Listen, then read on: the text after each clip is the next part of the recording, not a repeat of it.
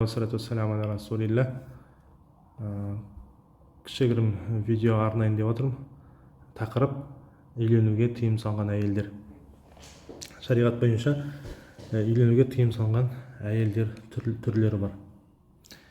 Бірінші мәңгілік және де уақытша болып бөлінеді.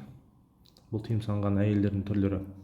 Мәңгілікті тоқталатын болсақ, ең бірінші бұған кіріспестен бұрын мына нәрсені біле кетейік. Жалпы қазақ аталарымыз, біздің салт дәстүрімізде жалпы 7 атаға дейін қыз алыспаған, қыз беріспеген. Бірақ бұл деген харам дегенді білдірмейді шариғатта. Бұл жаңағындай қан тазалану үшін алыстанатын болған. Тіпті Омар радиаллаху анхудың соған қатысты сөзі бар. Яғни алыстан алыңдар, алыстан, сол кезде денсаулықтарында мықты болады деген мағынадағы сөзі бар, әсер бар. Яғни осы сөзге қарайтын бұл жерде сондықтан да бізде алыстан алған жақсырақ, жалпы шариғатта да солай. Алысырақ жерден алсаңыз, бірақ жақын жерден де алуға болады. Енді қатты жақын туыстардан да енді жақын болып келеді. Біздің көзқарас бойынша туыс болып есептелетін әйелдер мен еркектердің тұрмыс құруы да олардан негізінде әлсіз балалар дүниеге келеді, ауру балалар дүниеге келуі мүмкін. Біз оған тоқталамыз қандай әйелдер екендігі. Енді бұл тыйым салған әйелдер дедік қой. Дәл сол сияқты әйелдерге де қатысты тыйым салған еркектер бар. Бұл дәл сол әйелдің орнына еркектерді қойып қарастырып көрсеңіз болады. Жақсы, бірінші мәңгілікке тыйым салынған әйелдерге тоқталсақ, ол туыстық жақтан, сосын сүт бауыр жақтан және де қайын жұрт жақтан мәңгілікке тыйым салынған әйелдер түрі бар. Бірінші біз сол жақтағы туыстыққа қарайық. Туыстық себепті мәңгілікке тыйым салынған әйелдер түрі. Ол бірінші туған анасы. Ана деген атқа ие болған барлық ана атаулының барлығы кіреді. Яғни бір еркектің туған анасы өзіне үйленуіне тыйым салынған әйелдердің қатарына жатады. Түсінікті?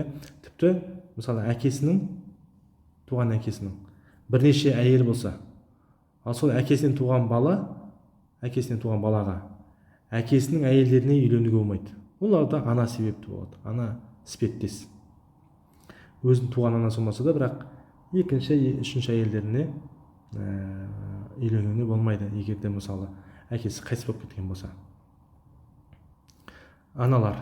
Анасы, нағашы әжесі де, туған әжесі де соған кіреді.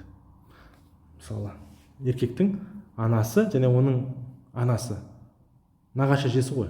Сол сияқты еркектің әкесі, оның анасы бар, яғни туған әжесі.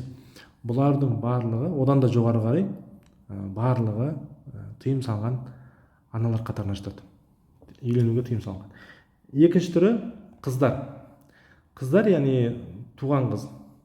Туған қызыңыз, өзіңіз беліңізден шыққан туған қызыңызға үйленуге болмайды. Мысалы, харам, тыйым салынған мәңгілікке. Сол сияқты қыздың қызы, жиен дейміз ғой. Мысалы, жиен шар деп атамыз. Сондықтан да сол қызыңыздың қызы оған да үйленуге болмайды. Ұлдың қызы, яғни өзіңіздің немереңіз, оған да үйленуге тыйым салынған. Солай кете береді. Ұлыңыз жағынан да, қызыңыз жағынан да олардың қызының қыздары деген сияқты, немереңіздің қызы барлығы тыйым салынған. Енді үшіншісі ата-анасының бір әкеден, бір анадан қыздары дейді. Немере әпкелері ғой, мысалы, немере әпкелер. Мысалы, ата-анасының немесе нағашы әпкелер. Туған аңыздың бір әкеден, бір анадан туған қыздары. Түсінікті, мысалы, әпке қарындастары, ата-анасының қыздары дейді. Яғни ол сіздің ағайындарыңыз, ағайыныңыз. Яғни сіздің туған қарындасыңыз немесе туған әпкеңіз бір анадан, бір әкеден болған. Болмайды үйленуге. Әпке қарындастар,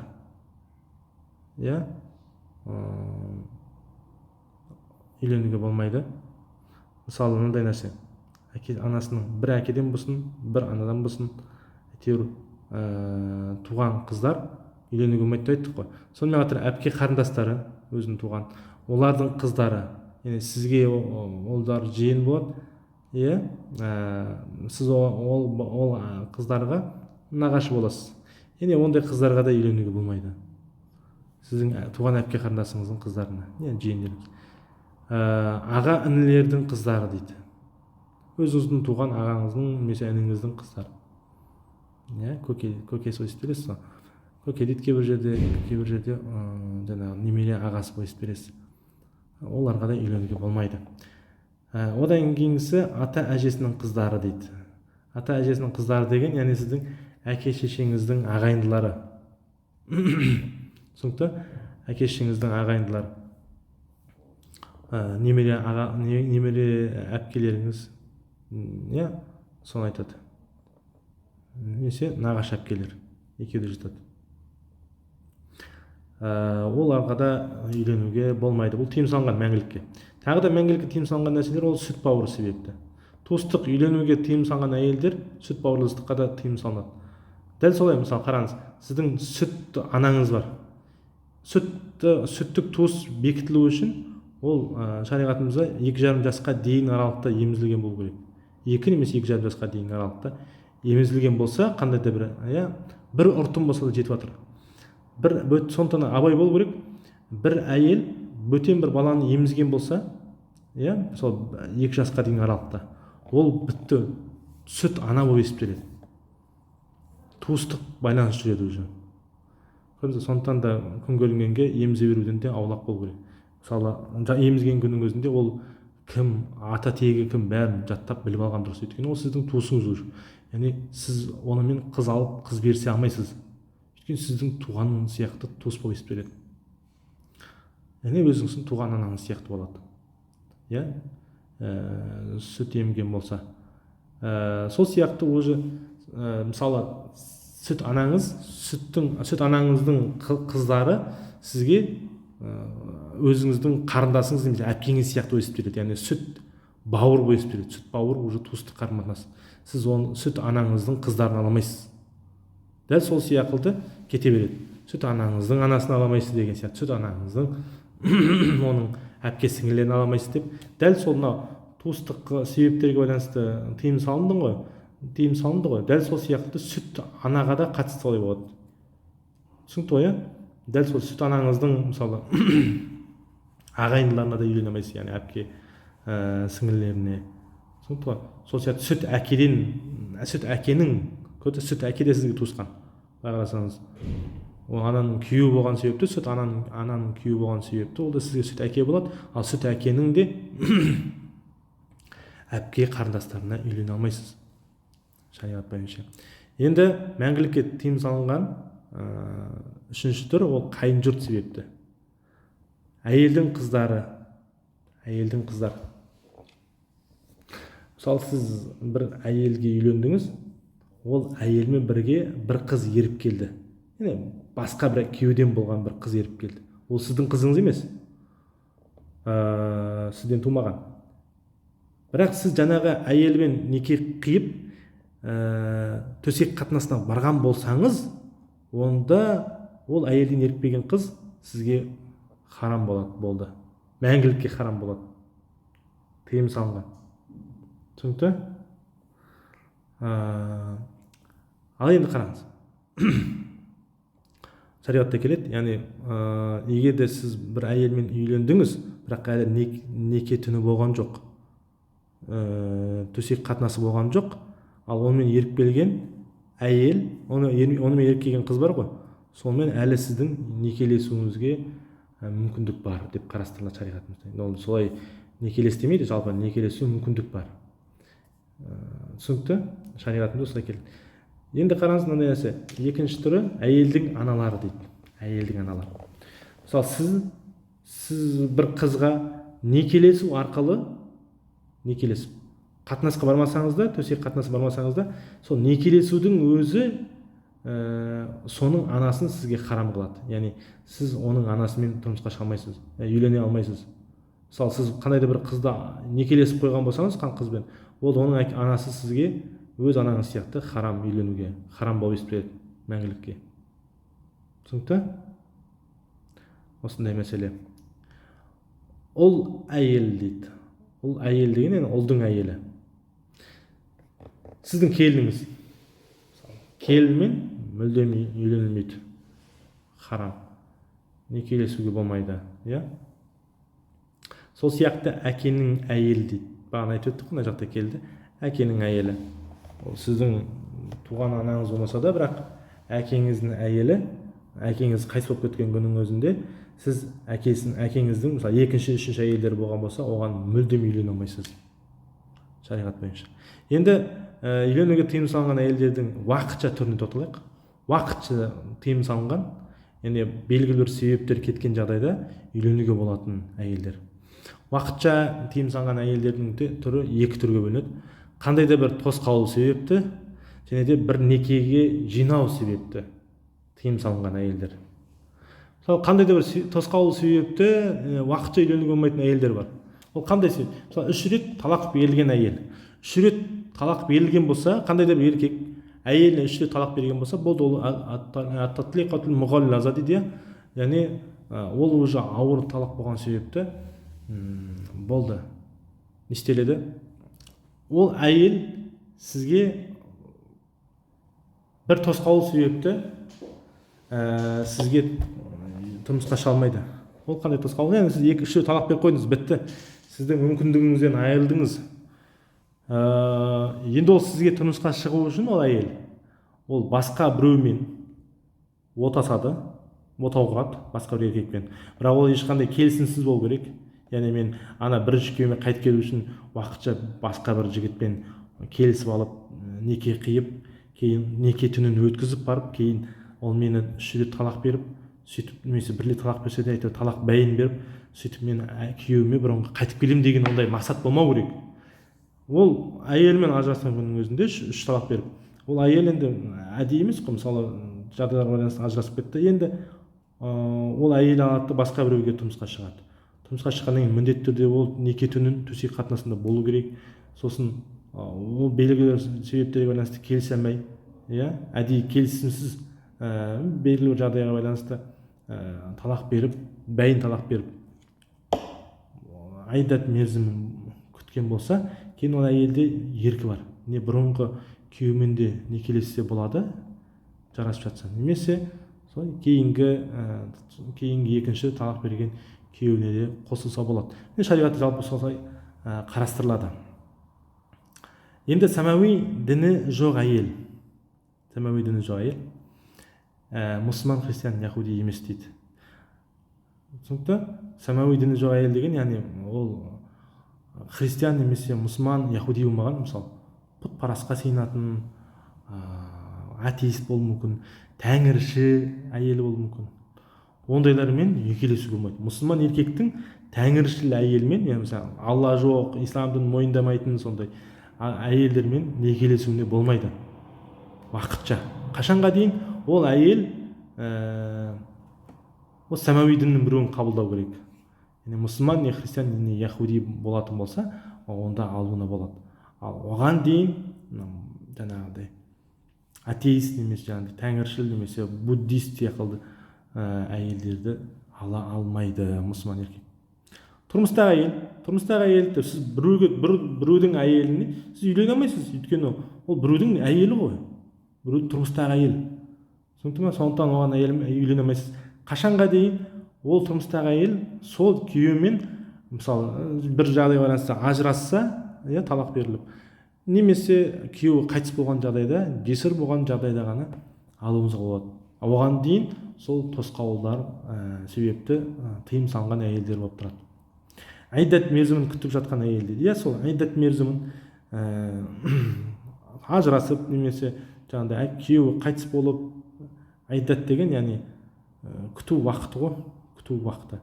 Айдат мерзім не үшін күтеді? Яғни әйел бұрынғы күйеуінен жатырында баланың ұрығы қалып қойған жоқ па деп, соны анықтау мақсатында күтеді. Яғни жатыры тазарғанша күтеді. Күйеу өліп қалған әйел 4 ай 10 күн күтеді. ал жаңағы не деуші едік, хайыз көретін әйел, мысалы күйеуі талақ қылған болса, хайыз көретін әйел не көреді? 3 хайыз мерзім күтеді. Егер де хайыз көрмейтін әйелді талақ қылған болса күйеуі, онда 3 ай күтеді. Және де мысалы аяғы ауыр әйелді талақ қылған болса, немесе аяғы ауыр әйелдің күйеуі қайтыс болған болса, онда аяғы ауыр әйел баласын босанғанға дейін күтеді. Айдат мерзімдер осы. Айдат мерзімнен кейін үйлене беруіне болады. Тұрмысқа шықса болады басқа бір еркекке. Азат әйелден кейін күнге үйлену дейді. Азат әйелден кейін күнге үйленуге болмайды. Мысалы, азат әйеліңіз бола тұра, енді ол күн дәуірінде ғой. Қазір енді күн, қол иеленушілік дәуірі жоқ. Бұрынғы заманда болды, исламның алғашқы дәуірінде. Кейін ислам дініміз ол нәрсенің барлығын жойды. Жалпы азат әйеліңіз болса, яғни құл емес, күн болмаған. Соның үстінен екінші әйел ретінде күнге үйленуге болмайды дегенде тыйымдар бар. Енді уақытша некелесуге болмайтын әйелдердің екінші түрі ол бір некеге жинау себепті. Бір некеге жинау болмайды. Мысалы, туған әпке сіңлілерге үйлену. Мысалы, бір қызға үйленсеңіз, сіз екінші әйел ретінде оның әпкесін немесе сіңлісін ала алмайсыз туған. Түсінікті ғой, әпкесін немесе сіңлісін ала алмайсыз. Не үшін? Шариғатымыз өйткені екі әйел болғаннан кейін екі әйел арасында бәрібір түсініспеушілік болады, бір-бірін қызғанушылық болады. Түсінікті ғой. Сондықтан ондай нәрсе әпке сіңлілердің арасында болатын болса, онда ол туған туысқандық қарым-қатынастың үзілуіне алып барады. Сондықтан да шариғатымыз ешқандай туған туысқандардың қарым-қатынасының үзілуіне жол бермейді. Енді бір некеге жинау себепті екінші түрі ол әйелді, мысалы, нағашы әпкесімен немесе немере әпкесімен бір некеде жинау болмайды. Мысалы, бір әйел алдыңыз, бірінші әйел, екінші әйеліңіз сол бірінші әйелдің нағашы әпкесі немесе немере әпкесі болмау керек. Яғни бірінші әйелдің анасының әпке сіңлісі болмау керек, немесе сол бірінші әйелдің әкесінің әпке қарындастарынан болмау керек. Ол да өйткені туған туысқандық қарым-қатынас бар ғой арасында. Жаңағындай үзілуіне алып барады. 4 әйелден артық әйел алу, ол да бір некеге жинау мүмкін емес. 4 әйелге дейін ғана алуға болады, ал 5-ші, 6-шы сан жетпес әйел алу, ол шариғатымызда тыйым салынған. Бір некеде жинау болмайды. Бірақ мысалы 4 әйел алдыңыз, бір әйеліңіз мысалы қайтыс болып кетті немесе талақ етілген болса, онда оның үстінен одан кейін сіз басқа әйел алсаңыз болады. Енді 4 әйел алып, болды, ол 4 әйел алдыңыз, олар қайтыс болып кетсе де, немесе талақ беріліп кеткен болса да, болды, одан кейін әйел алуға болмайды деген түсінік жоқ. Яғни 4 әйелді бір уақытта жинауға ғана болады. Ал бір уақытта 4 әйелден артық әйел алуға болмайды. Яғни біреу кетіп қалса, қайтадан басқа біреуін алуға болады жалпы шариғатымызда. Міне осындай әйелдердің түрлері бар. Құранда келеді, дейді. Ал осыдан қалған, осыдан басқаларының барлығы сендерге адал етілді деп келеді. Осыдан басқаларының барлығы сендерге адал етілді деп, одан басқалар. Сол себепті басқаларына үйленулерінде болады. Көрдіңіз ба? Енді не нәрсені айтуға болады? Бұл жерде тағы да махрам, және де махрам емес әйелдерді қарастыруға болады. Сізге үйленуге тыйым салынған әйелдер мәңгілікке, уақытша емес, мәңгілікке тыйым салынған әйелдер, олар сіздің туысқаныңыз болып есептеледі. Махрам дейді ғой, махрам болып есептеледі. Махрам әйелдер, яғни ол харам етілген, үйленуге мәңгілікке харам етілген әйелдер. Ол әйелдермен сіз амандаса аласыз, қолынан ұстай аласыз, немесе жаңағыдай бетінен сүйуге болады деген сияқты. Жеке қалса ештеңе етпейді. Мысалы, анаңызбен амандасқан кезде бетінен сүйсеңіз, қолынан салсаңыз, онда тұрған ештеңе жоқ. Қыздарыңызды дәл солай. Ата-анаңыздың қыздарында, әпке қарындастарыңызды өзіңіздің, сол сияқты олардың қыздары, әпке қарындасыңыздың, аға інілеріңіздің қыздары, барлық сізге, яғни адал дегенде, яғни харам әйелдер махрам әйел болып есептеледі. Махрам деген яғни үйленуге болмайтын сізге әйелдер. Демек үйленуге болмайтын әйелдер болса, олармен сіз туыстық байланыс бар, және де сіз олармен істей аласыз, жеке қала аласыз, онда тұрған ештеңе жоқ. Ол сізге бір бөтен әйел болып есептелмейді.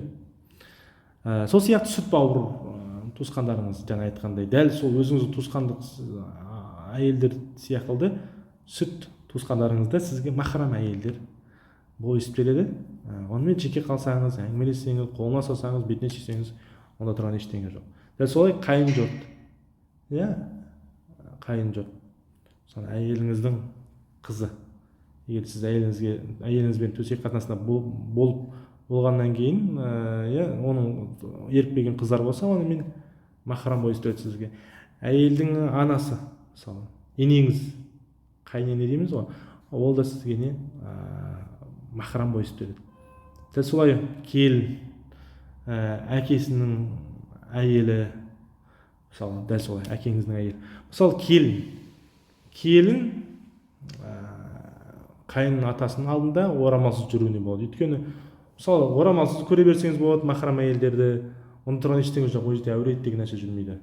Әрине, жаңағындай қол, беттен басқа бас шаштарды, мойындарды көруіне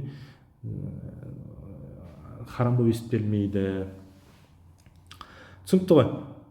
Ал бұдан басқа әйелдердің барлығы махрам емес ер адам үшін. Дәл сол сияқты әйел адам үшін де солай. Әйел адамды қалай қарастырсақ болады? Мына жерде әйел дегенде былай. Әйел, мысалы, әкесімен қарайды. Әйел, мысалы, әйел болатын болса, ол әкелері оған махрам болып есептеледі. Яғни әкелерінің алдында орамалын шешіп тастап жүре беруіне болады. Сол сияқты өзінің ұлдары туған. Түсінікті ғой әйелдің. Сол сияқты мысалы ата-анасының ұлдары, ата-анасының бір әкеден болған, бір анадан болған ұлдары. Сол сияқты әпке қарындастар өзінің, яғни аға бауырлары туған. Қандай бір қыздың аға бауырлары оған махрам болып есептеледі. Сол сияқты олардың ұлдары. Түсінікті ғой, оған олардың ұлдары тоже махрам болып есептеледі. Аға, мысалы, інілердің аға бауырларының ұлдары. Осылардың барлығы махрам. Сол сияқты ата әженің, мысалы, ұлдары дейді ғой.